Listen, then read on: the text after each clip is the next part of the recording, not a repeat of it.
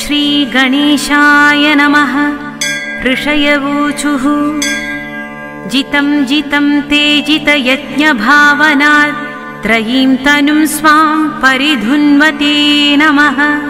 यद्रोमगर्तेषु निनिल्युरध्वरा तस्मै नमः कारणसूकराय ते।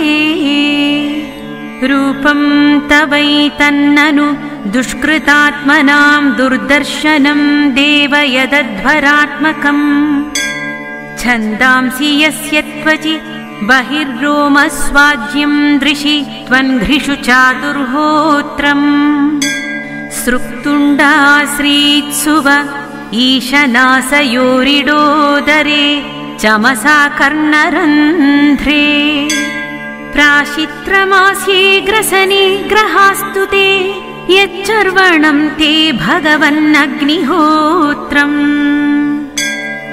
दीक्षानुजन्मोपसद शिरोधरं त्वं प्रायणीयोदयनीयदंष्ट्रः। जिह्वा प्रवर्ग्यस्तव शीर्षकं क्रतो सभ्यावसत्यं चितयोऽसवोहिते। सोमस्तुरेत सवनान्यवस्थिति संस्था विभेतास्तव देवधातवः। सत्राणि सर्वाणि शरीर सन्धिस्त्वं सर्वयज्ञक्रतुरिष्टिबन्धनः। नमो नमस्तेऽखिलयन्त्रदेवता द्रव्याय सर्वक्रतवे क्रियात्मने। वैराग्यभक्त्यात्मजयानुभवितज्ञानाय विद्यागुरवे नमो नमः। दंष्ट्राग्रकोट्या भगवंस्त्वया धृता विराजते भूधर भूः स भूधरा। यथा वन्नानि सरतो दता धृता मतङ्गजेन्द्रस्य सपत्रपद्मिनी। त्रयीमयं रूपमिदं च सौकरं भूमण्डले नाथ दताधृतेन ते। चकास्ति शृङ्गोढघनेन भूयसा कुलाचलेन्द्रस्य यथैव विभ्रमः। संस्थापयैनां जगतां सतस्थुषां लोकाय पत्नीमसि मातरं पिता। विधेम चास्यै नमसा सह त्वया यस्यां स्वतेजोऽग्निमिवारणवधाः। कश्रद्धधीतान्य तमस्तव प्रभो रसाङ्गताय भुव बुद्विबर्हणम्। न विस्मयोऽसौ त्वयि विश्वविस्मये यो मायमेदं ससृजेति विस्मयम्। विधुन्वता वेदमयं निजं वपुर्जनस्तपसत्यनिवासिनो वयम्। विधुन्वतो वेदमयं निजं वपुर्जनस्तपसत्यनिवासिनो वयम्। सटाशिखोद्धूतशिवाम्बुबिन्दुभिर्विमृज्यमाना भृशमीशपाविताः। स वै बत भ्रष्टमतिस्तवैषतेयः कर्मणां पारमपारकर्मणः। यद्योगमायागुणयोगमोहितं विश्वं समस्तं भगवन् विधेहिशम्। इति श्रीमद्भागवतपुराणान्तर्गतं वराहस्तोत्रं सम्पूर्णम्।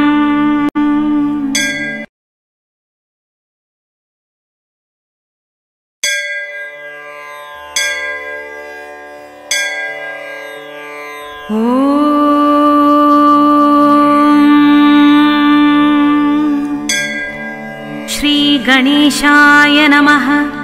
ऋषयवोचुः जितं जितं ते जितयज्ञभावनात् त्रयीं तनुं स्वां परिधुन्वते नमः। यद्रोमगर्तेषु निनिल्युरध्वरा तस्मै नमः कारणसूकराय ते रूपं तवैतन्ननु दुष्कृतात्मनां दुर्दर्शनं देव यदध्वरात्मकम् छन्दांसि यस्य त्वचि बहिर्रोमस्वाज्यं दृशि त्वन्घ्रिषु चातुर्होत्रम् सृक्तुण्डाश्रीत्सुव ईशनासयोरिडोदरे चमसा कर्णरन्ध्रे प्राशित्रमास्ये ग्रसने ग्रहास्तु ते यच्चर्वणं ते भगवन्नग्निहोत्रम् दीक्षानुजन्मोपसद शिरोधरं त्वं प्रायणीयोदयनीयदंष्ट्रः जिह्वा प्रवर्ग्यस्तव शीर्षकं क्रतो सभ्यावसत्यं चितयोऽसवोहिते सोमस्तुरेत सवनान्यवस्थिति संस्था विभेतास्तव देवधातवः सत्राणि सर्वाणि शरीर सन्धिस्त्वं सर्वयज्ञक्रतुरिष्टिबन्धनः नमो नमस्तेऽखिलयन्त्रदेवता द्रव्याय सर्वक्रतवे क्रियात्मने वैराग्यभक्त्यात्मजयानुभवितज्ञानाय विद्यागुरवे नमो नमः दंष्ट्राग्रकोट्या भगवंस्त्वया धृता विराजते भूधर भूः स भूधरा यथा वन्नानि सरतो दता धृता मतङ्गजेन्द्रस्य सपत्रपद्मिनी त्रयीमयं रूपमिदं च सौकरं भूमण्डले नाथ दताधृतेन ते चकास्ति शृङ्गोढघनेन भूयसा कुलाचलेन्द्रस्य यथैव विभ्रमः संस्थापयैनां जगतां सतस्थुषां लोकाय पत्नीमसि मातरं पिता विधेम चास्यै नमसा सह त्वया यस्यां स्वतेजोऽग्निमिवारणवधाः कश्रद्धधीतान्य तमस्तव प्रभो रसाङ्गताय भुव बुद्विबर्हणम् न विस्मयोऽसौ त्वयि विश्वविस्मये यो मायमेदं ससृजेति विस्मयम् विधुन्वता वेदमयं निजं वपुर्जनस्तपसत्यनिवासिनो वयम् विधुन्वतो वेदमयं निजं वपुर्जनस्तपसत्यनिवासिनो वयम् सटाशिखोद्धूतशिवाम्बुबिन्दुभिर्विमृज्यमाना भृशमीशपाविताः स वै बत भ्रष्टमतिस्तवैषतेयः कर्मणां पारमपारकर्मणः यद्योगमायागुणयोगमोहितं विश्वं समस्तं भगवन् विधेहिशम् इति श्रीमद्भागवतपुराणान्तर्गतं वराहस्तोत्रं सम्पूर्णम्।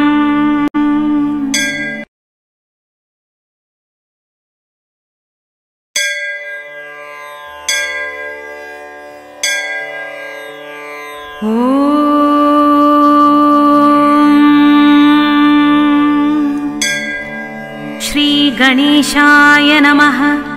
ऋषयवोचुः जितं जितं ते जितयज्ञभावनात् त्रयीं तनुं स्वां परिधुन्वते नमः। यद्रोमगर्तेषु निनिल्युरध्वरा तस्मै नमः कारणसूकराय ते रूपं तवैतन्ननु दुष्कृतात्मनां दुर्दर्शनं देव यदध्वरात्मकम् छन्दांसि यस्य त्वचि बहिर्रोमस्वाज्यं दृशि त्वन्घ्रिषु चातुर्होत्रम् सृक्तुण्डाश्रीत्सुव ईशनासयोरिडोदरे चमसा कर्णरन्ध्रे प्राशित्रमास्ये ग्रसने ग्रहास्तु ते यच्चर्वणं ते भगवन्नग्निहोत्रम् दीक्षानुजन्मोपसद शिरोधरं त्वं प्रायणीयोदयनीयदंष्ट्रः जिह्वा प्रवर्ग्यस्तव शीर्षकं क्रतो सभ्यावसत्यं चितयोऽसवोहिते सोमस्तुरेत सवनान्यवस्थिति संस्था विभेतास्तव देवधातवः सत्राणि सर्वाणि शरीर सन्धिस्त्वं सर्वयज्ञक्रतुरिष्टिबन्धनः नमो नमस्तेऽखिलयन्त्रदेवता द्रव्याय सर्वक्रतवे क्रियात्मने वैराग्यभक्त्यात्मजयानुभवितज्ञानाय विद्यागुरवे नमो नमः दंष्ट्राग्रकोट्या भगवंस्त्वया धृता विराजते भूधर भूः स भूधरा यथा वन्नानि सरतो दता धृता मतङ्गजेन्द्रस्य सपत्रपद्मिनी त्रयीमयं रूपमिदं च सौकरं भूमण्डले नाथ दता धृतेन ते चकास्ति शृङ्गोढघनेन भूयसा कुलाचलेन्द्रस्य यथैव विभ्रमः संस्थापयैनां जगतां सतस्थुषां लोकाय पत्नीमसि मातरं पिता विधेम चास्यै नमसा सह त्वया यस्यां स्वतेजोऽग्निमिवारणवधाः कश्रद्धधीतान्य तमस्तव प्रभो रसाङ्गताया भुवबुद्विबर्हणम् न विस्मयोऽसौ त्वयि विश्वविस्मये यो मायमेदं ससृजेति विस्मयम् विधुन्वता वेदमयं निजं वपुर्जनस्तपसत्यनिवासिनो वयम् विधुन्वतो वेदमयं निजं वपुर्जनस्तपसत्यनिवासिनो वयम् सटाशिखोद्धूतशिवाम्बुबिन्दुभिर्विमृज्यमाना भृशमीशपाविताः स वै बत भ्रष्टमतिस्तवैषतेयः कर्मणां पारमपारकर्मणः यद्योगमायागुणयोगमोहितं विश्वं समस्तं भगवन् विधेहिशम् इति श्रीमद्भागवतपुराणान्तर्गतं वराहस्तोत्रं सम्पूर्णम्।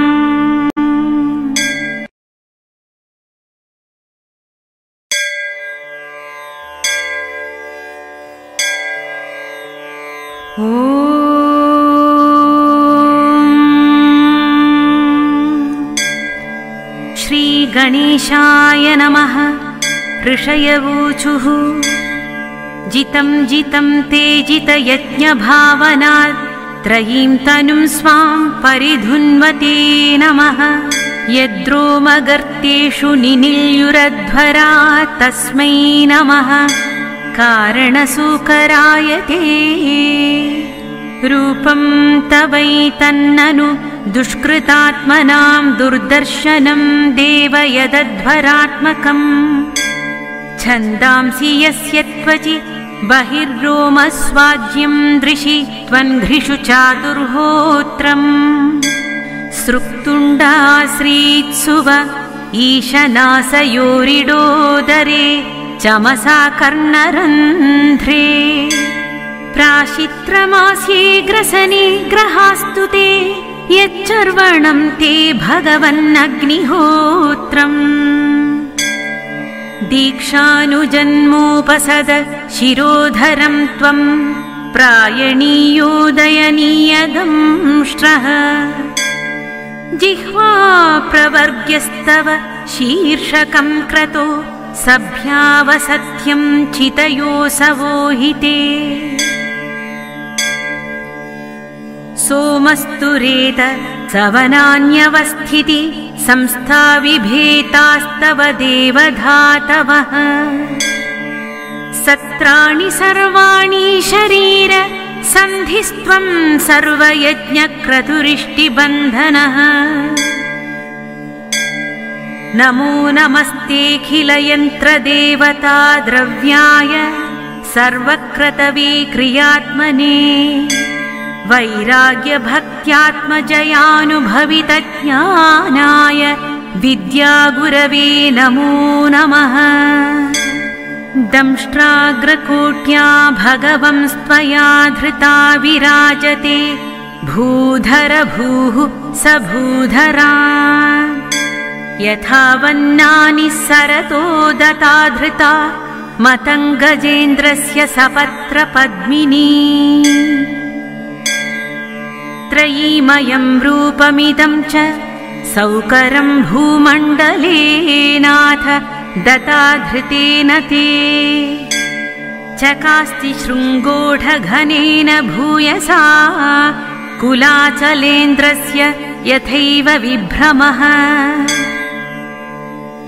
संस्थापयैनां जगतां सतस्थुषां लोकाय पत्नीमसि मातरं पिता विधेम चास्यै नमसा सह त्वया यस्यां स्वतेजोऽग्निमिवारणवधाः कश्रद्धधीतान्य तमस्तव प्रभो रसाङ्गताया भुव बुद्विबर्हणम् न विस्मयोऽसौ त्वयि विश्वविस्मये यो मायमेदं ससृजेति विस्मयम् विधुन्वता वेदमयं निजं वपुर्जनस्तपसत्यनिवासिनो वयम् विधुन्वतो वेदमयं निजं वपुर्जनस्तपसत्यनिवासिनो वयम्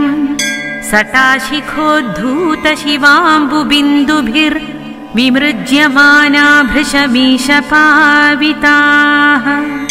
स वै बत भ्रष्टमतिस्तवैषतेयः कर्मणां पारमपारकर्मणः यद्योगमायागुणयोगमोहितं विश्वं समस्तं भगवन् विधेहिशम् इति श्रीमद्भागवतपुराणान्तर्गतं वराहस्तोत्रं सम्पूर्णम्।